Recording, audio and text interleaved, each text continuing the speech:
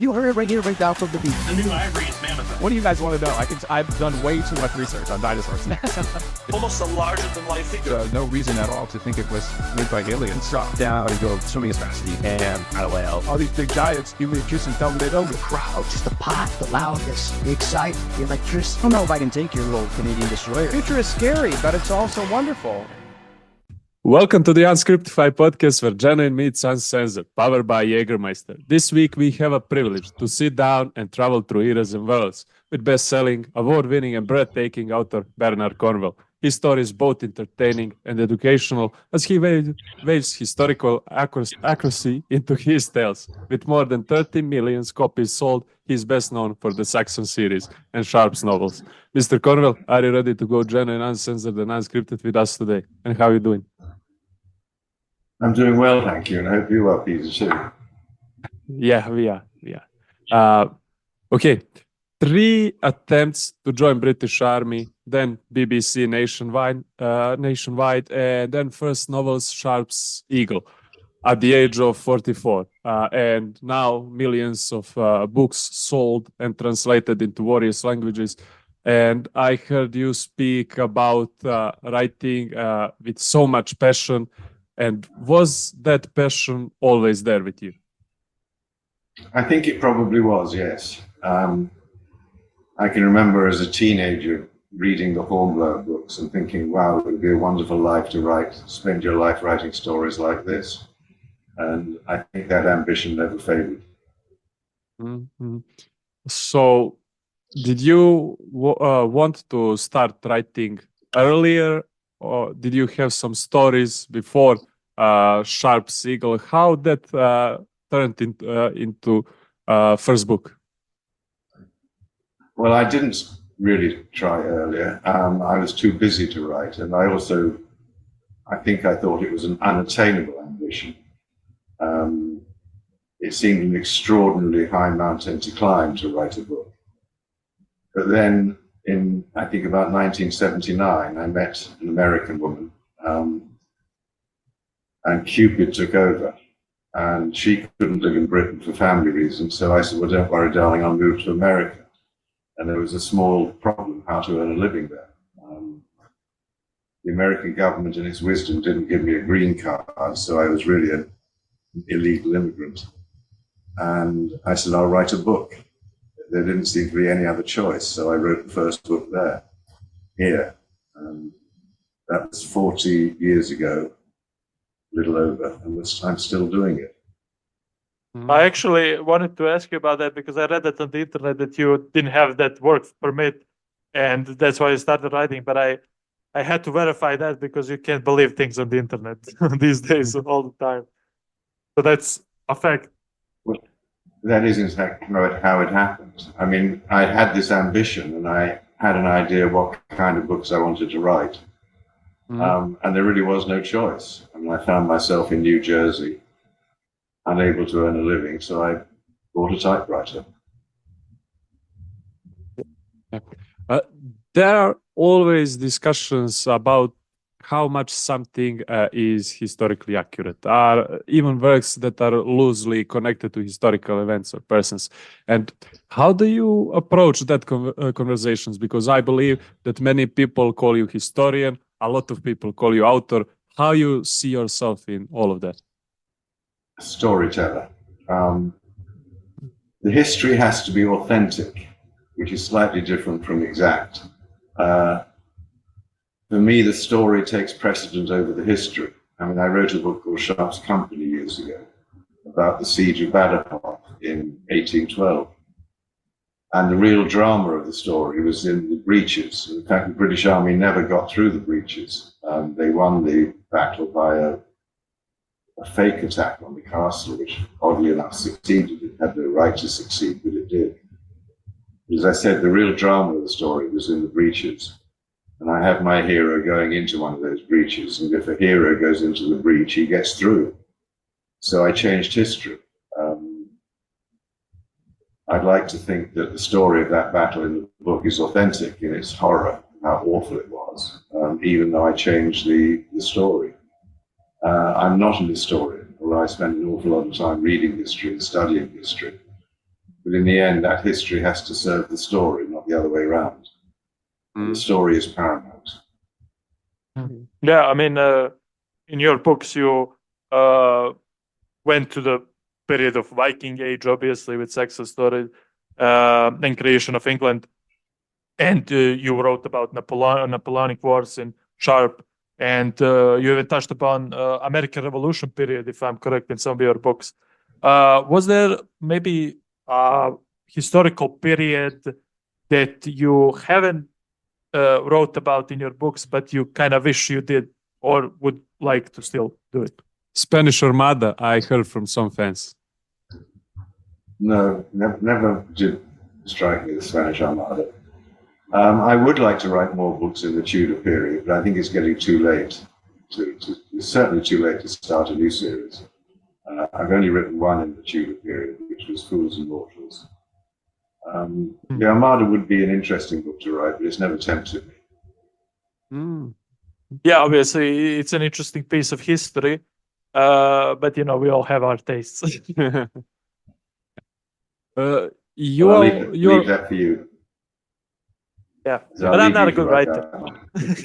that one. Yeah, Who says as you you have said. to be? Well, As long as you're I a can good write storyteller. I can write a good essay from economics, but you know that's for the that's for school. Also, you are one of the rare writers who has expressed his satisfaction and also appreciation for how his book is adapted into this series on Netflix, The Last Kingdom. And you even made a cameo and devoted the last book, right, in the Saxon Stories series to Alexander and the crew. What part of the series or which scene from it did you like the most? Wow, what did I like the most?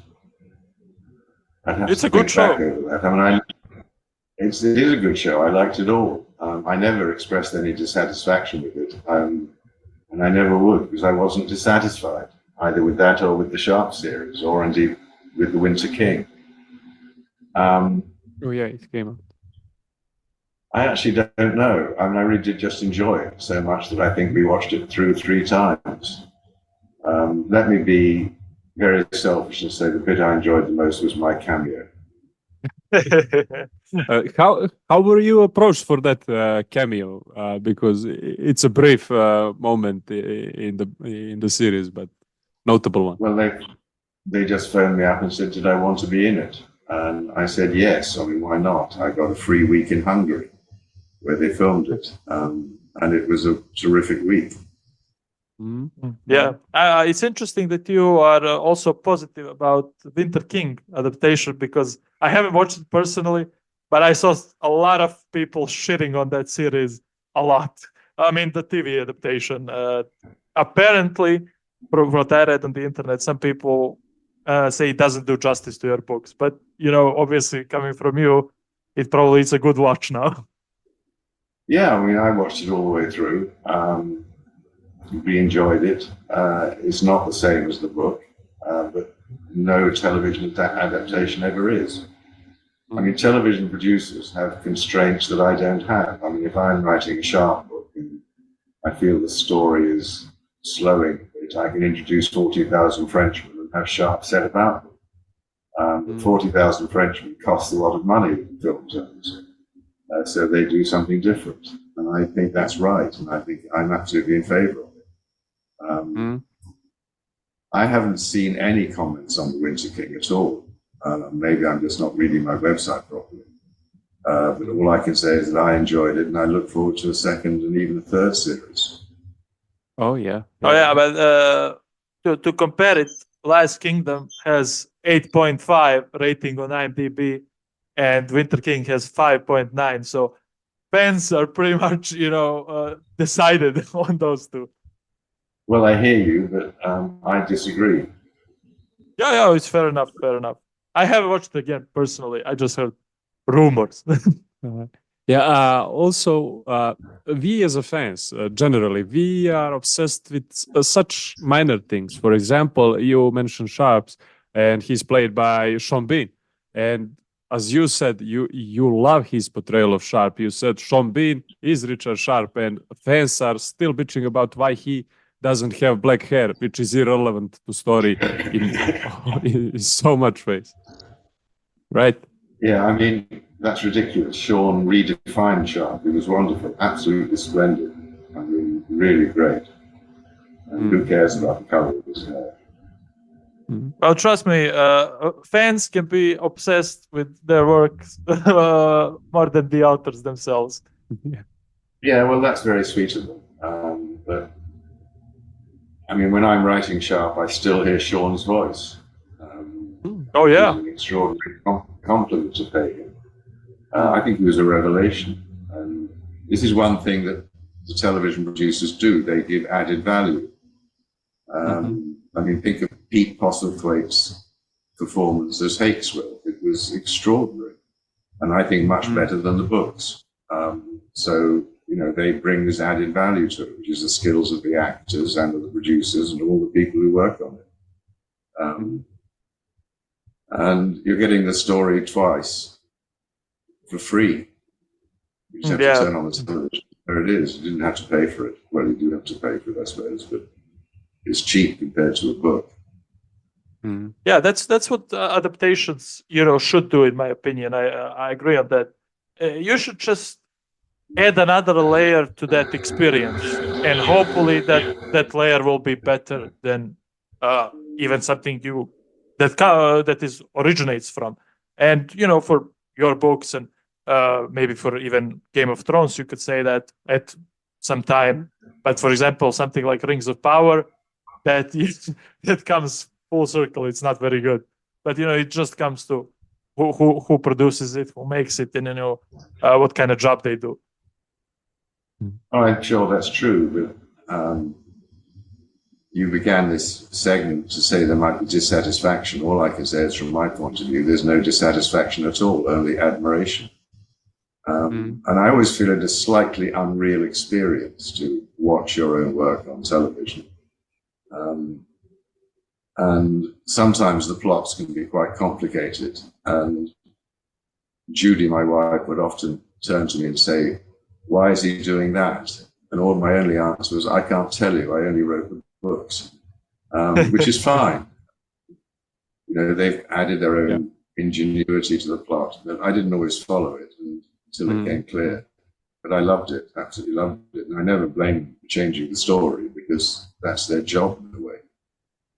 Yeah. I mean, like Luca just mentioned Martin and his works, and in House of Dragon, Martin actually said that he's so blown away by portrayal of Paddy Constantine as King Viserys, and that he would tear his own pages and rewrite the book because of his portrayal. And let me ask you, is there a page you would wish if you could go back in time and put into your manuscript? And is there something you would add to either Sharpe's novels or Saxon Stories after years later? Oh, I think it would have to be Pete Postlethwaite as Hakes. Try and make the books match that superb performance. That's the only one I can think of. Let me ask you this, because you wrote that's a long series. I mean, obviously Saxon Stories is 10 plus books long. 13 books. Yeah, I'm correct. And I'm currently reading another series that's Wheel of Time from Robert Jordan. I'm on the third book, and it's also a long series. And my question to you is, because I've read different opinions and about older writers and newer writers, how much do they enjoy writing? Do you find writing energetic in and of itself, or does it exhaust you maybe sometimes? Well, probably both. I mean, I still find it enjoyable. I find it incredibly enjoyable. Yes, it can be tiring. I mean, it should be. If you do 8 hours solid work a day, you should feel a bit tired at the end of it. Maybe if you don't, you haven't been working hard enough. But every morning I sit down at this desk and look forward to what I'm going to be doing that day. which the trick for me is not knowing where the story is going to go. Because I can't plan a book. I never know what is going to happen next. I know where I want the book to end, how I'm going to get there. And for me, the joy of reading a good book is to find out what happens, but it's also the joy of writing a book to find out what happens. And I've been doing that for over 40 years and still love it and still don't know. I mean, I've often got, this happened a lot with the Unscripted books, the Saxon books. I get towards the end of the book and I think, how the hell is this ever going to end? And my belief is that somewhere in your subconscious, you already worked it out and you just keep writing and it all comes through. But I do remember one book, I can't remember which one, and I'd actually on chapter 12, which turned out to be the last chapter. And I hadn't a clue how it was going to turn out. I mean, you really think, having written 120,000 words, you ought to know what the last 5,000 are going to be, but I didn't. Yet it did end, and it ended nicely, so there you go. Yeah. I mean, obviously, I mean, when you write like that much of a material, how much do you actually read other stuff? Because I read about Tolstoy, for example. He wasn't actually a fan really of literature. He liked writing, but he wasn't like reading Shakespeare or things like that. How much do you yourself read and are a fan of other books? How much time do you have? A huge amount. I mean, I'm an avid reader and I've probably got 3 or 4 books going all at the same time. I mean, it's true to say that other books give you ideas. I mean, my best ideas often come from reading the real history books. And the book I'm writing right now is an example. I came across an event and I thought, wow, that would make a great book. And off you go, you start. And then you need to find out more about that event, so that means reading more books. I mean, I love reading. I'm sure, I think every writer does. And I also suspect we write the sort of books we want to read. And I always think I write for myself, for my own enjoyment, because I want to read this book. And then you hope that a publisher will like it, and then you hope that an audience beyond that publisher will like it. So, I mean, for me, I don't think you can become a writer unless you're an avid reader. And people often ask me, they say, I want to be a writer, what should I do? And I say, read. Just read and read and read. That's great advice for the upcoming writers. And tell me, the Last Kingdom spans over a significant period in English history. How did you approach the task of weaving Uhtred's story into this broader historical aspect? Because you always talk about small stories in big stories. And what research did you find most fascinating? Oh, well, probably the most fascinating research was to explore the character of King Alfred. Because in many ways, the creation of England is Alfred's dream. He doesn't come anywhere close to fulfilling that dream, but he does set the conditions whereby the dream could come true over the next 40 or so years.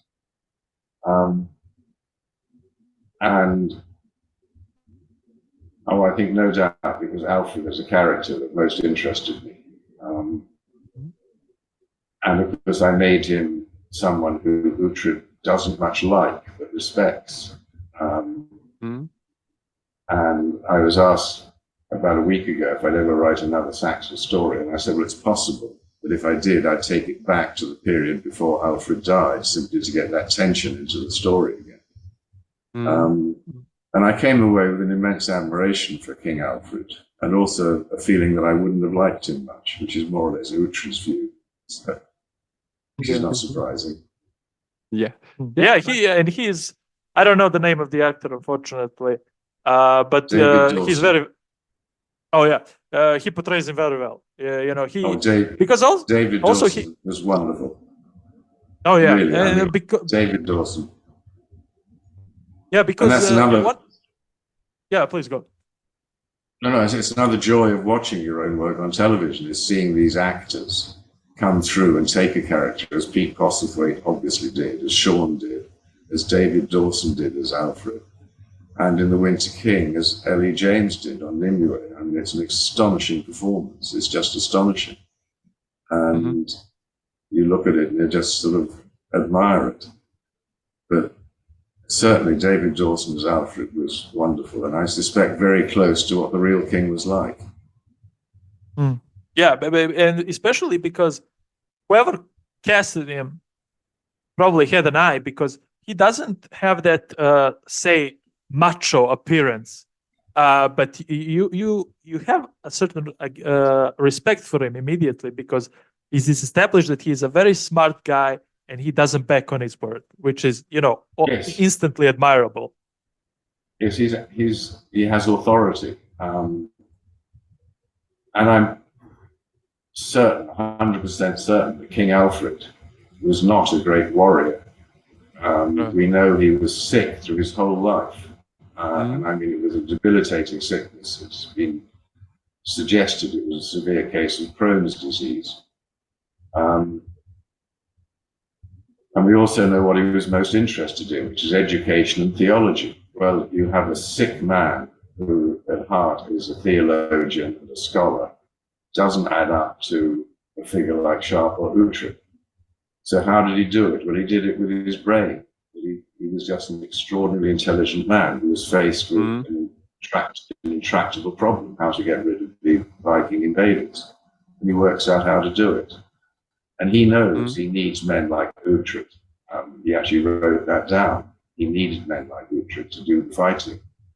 So yes, he is a warrior king in as much as he establishes the strategy, and he's brave enough to turn out on the battlefield. But I'm pretty sure that his own men didn't let him get into the shield wall, because he wouldn't have lasted 2 minutes. Yeah, yeah. I love how someone like Alfred the Great is actually fragile, but is actually the one who saved Saxons, or he was the first to call them Anglo-Saxons, right? And he's so fragile. I don't know if he was the first to call them that. His idea was to unite all the parts of Britain where people spoke the English tongue, which is much the same thing. Of course, it was also vitally important to him that they all be wonderfully good Christians. This is his dream, a dream of a united country where everyone speaks the same language and worships the same God in the same way. Yeah. He certainly succeeded in the first bit, but not so much in the second. Yeah, but I love that idea of a fragile man, a king, being one of the rare who is called the Great in British history. And I think he deserves the great. He was a great man, an extraordinarily great man. And you asked me what I found most fascinating was to explore him, explore his character and his achievements. Yeah, but you found something else while you did research, right? And that's that actually Uhtred the Bold, the historical person behind Uhtred of Babenberg, was one of your ancestors, right? Yeah, I mean, that just astonished me. I was in my 50s when I began that series, and I just met my real father for the first time. I'd never known him, obviously, and then when I think I was 53 or 4, I met him in British Columbia. And he said, well, I've got a family tree if you'd like to see it. And I said, yes, I want to see it. And I'd had this idea in the back of my head to write a series of books about the creation of England. And that's the big story. The little story is the story you impose on top of that and let the big story just develop in the background. And I didn't have a clue about the little story. And then I saw that I was descended from a great Saxon warrior. In fact, he was an Anglo, Uhtred. And it immediately struck me that's my story, because miraculously the family hold on to their land in Northumbria, which is now Bamburgh Castle, which was then Beverburg. Yeah. I thought, how did they do that? I mean, how on earth did they hold on to their land? and what's behind it. So that's the little story on top. So that was a wonderful moment to see the family tree and realize that I was descended from these wonderful people who in turn claimed they were descended from the god Odin. So I can now claim with some authority that I am descended from Odin. There are no rules but one. Drink Jägermeister at minus 18 degrees Celsius. So we were obviously now talking about Alfred and obviously background of English, but tell me about Vikings are obviously a huge part of the story, and you mentioned your connection to the Odin right now. Vikings are a huge part of pop culture, certainly. Is that something like, did you, when you wrote Saxon Stories, did you have them in similar weight? Oh, I want to explore the Danes or Vikings in this case, as much as I want to explore the English history? Well, yes, because I had to. I mean, they're an enormous part of the story, a huge part of the story. In many ways, if you like, they're the catalyst that makes it all possible. I mean, Alfred's dream was to unite all the English-speaking people. Now, that would have been considerably easier, probably, if there'd been no Vikings. But when the Vikings invaded and captured all of northern England and all of eastern England, it became a much more desperate campaign, because he's now not just fighting amongst the English kingdoms, but they're fighting an enemy who is from outside, who has a different religion and speaks a different language. So yes, the Danes are incredibly important. For example, now Vikings, obviously there are a lot of also misconceptions historically about them because of that pop cultural effect. But why do you think, and this may be a little bit of not just writing, but historical question, why do you think they're so fascinating? Because they're just cool, or there's something else about them that just captivates us?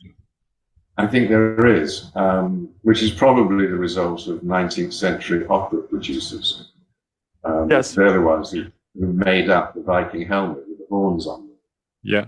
Which, if you think about it, no Viking would ever have worn, because it makes it too easy to knock the helmet off. Yes. But, you know, it's an image. It becomes an image that goes into our historical bloodstream. And there's also this image of these pitiless fighters. And they were obviously extraordinarily good fighters. There's at least one Anglo-Saxon manuscript which claims it took 3 fighters to bring down 1 Viking. And it's important, if you're writing stories, to have an enemy who is really pretty spectacular. But yes, you're right, that we don't understand the Vikings. I mean, in a sense, all they really wanted was to grab land, because they wanted farmland. And when they settled it, they farmed it very well, and they set up their own law codes. And the Viking bloodstream goes deep into the English bloodstream. I mean, the English language became an amalgam of English and Danish. We took all sorts of words from them, we took lots of place names from them. And of course, we inherited their DNA. But the Vikings are, I mean, they're a convenient enemy. And I say convenient because the reader comes to the book with a preconception of what the Vikings are. And that helps to write them, because you can play off that preconception.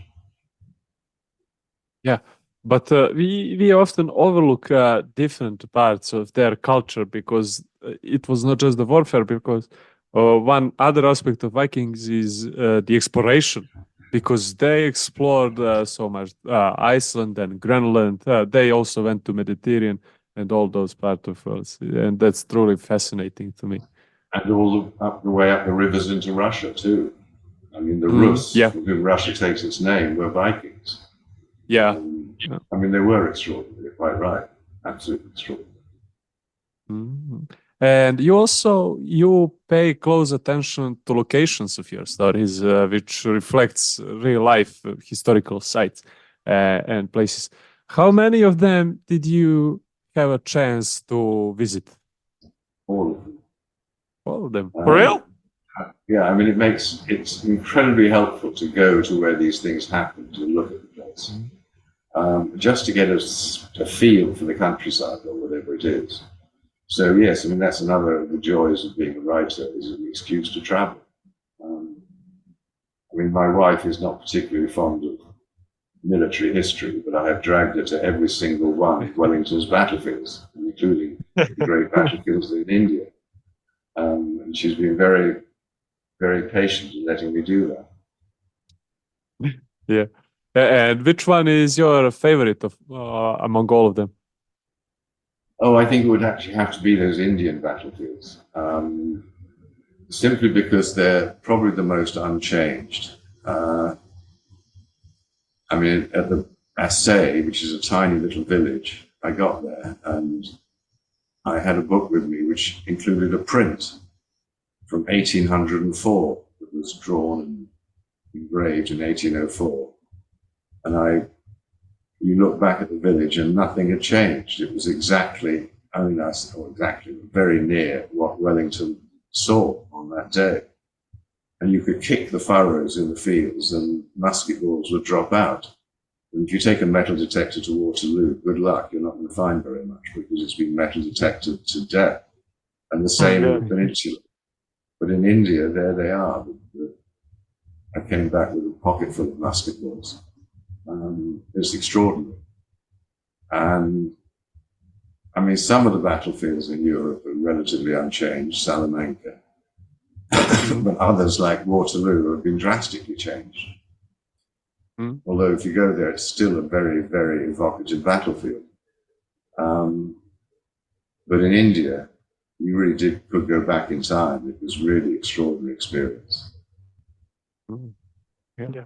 Now that obviously you wrote the whole history and the real history book on Waterloo, and obviously Sharpe is about Napoleonic Wars. So I have to ask, did you watch the Napoleon from Ridley Scott? I did. What did you think of it? Not much.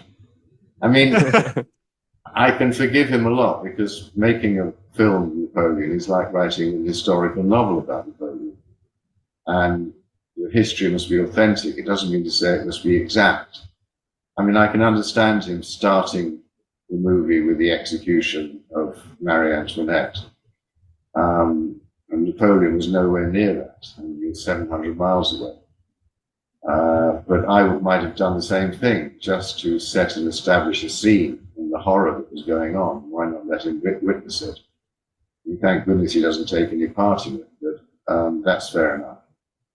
On other matters, I mean, to reduce the Battle of Austerlitz to the artillery bombardment of the Shachel Lakes and come off it. Even Napoleon drained the lakes after he won the battle and found, I think, 2 horses and 1 man. That was it. And over the last 50 years, they've done surveys of the lakes and haven't found any cannonballs at all. I mean, Austerlitz was a much greater achievement than just breaking the ice.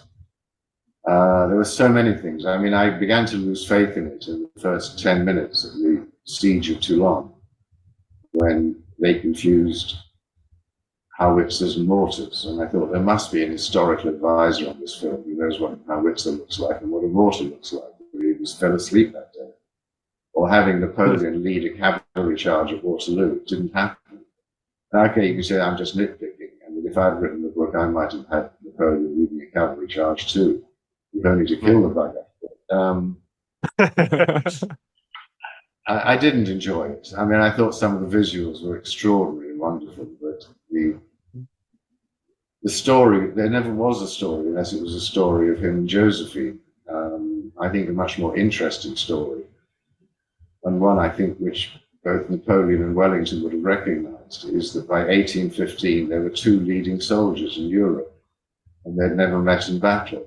I mean, that's the climax. It's the Wimbledon final between 2 great players who never, ever faced each other. And that was sort of lost, completely lost. As was all of Napoleon's enormous achievements. I mean, you think of the legal codes he wrote, the reorganization of France's administration. Yeah. I mean, it was when he got to Malta, which he captured from the Knights of Malta.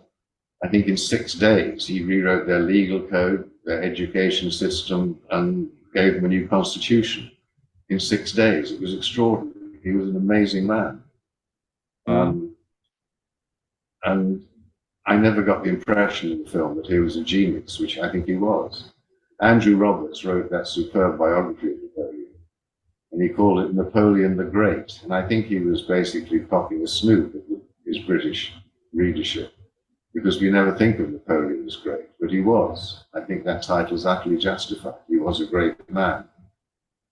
Whereas in the film, he comes across as a frustrated lover who happens to fight battles on the side.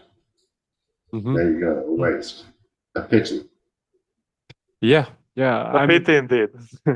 We had a deep analysis of Napoleon with Louis Sarkozy. He's son of Nicolas Sarkozy, and he just wrote a book about him. And Frenchman has a really distinct view on that movie.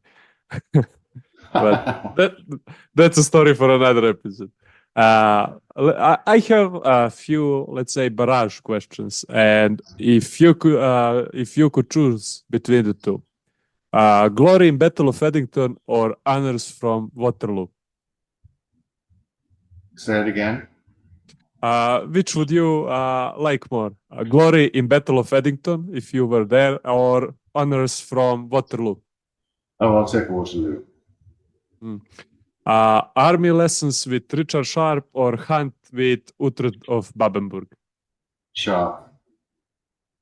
Bamburgh Castle or Camelot? Bamburgh. If Camelot existed. For real? Not Camelot. Why? Not Camelot. You are on the other side. That's a weird answer. Oh, no, it's not. I mean, my family once owned Bamburgh Castle. I'd quite like to get it back. Fair enough. And if you could have a chat with one of those two, whom would you choose? Arthur Pendragon or Uhtred the Bold? I think I'll take Uhtred. You're a family man. I'm a family man, yes. Yeah. I would like to chat some more, but actually my headphones are dying for 5 minutes already. And for the end, we have a little tradition where we say a quote from our language and translate it to English. But in this one, we changed the game a little bit. And quote on our language would be: riječi su kao dah, rekle, izgovoriš ih i one nestanu. Ali pisanje ih zarobi. And translated to English, this quote would be: words are like breath, she said. You say them and they are gone, but writing traps them. And this is quote by Bernard Cornwell. And that's how you sound in our Montenegrin language. Yes. I think I sound better in Montenegrin. Oh, yeah. Thank you for this opportunity to chat with you about your books, about writing, and about history and fantasy. Well, thank you, Peter and Luca. It was a very interesting time. I enjoyed it. Good luck. Yeah. Thank you. We stay genuine, uncensored and unscripted, and we always will, as we have to order our usual. Share us and subscribe us, and stay tuned until the next Wednesday. IKUZO!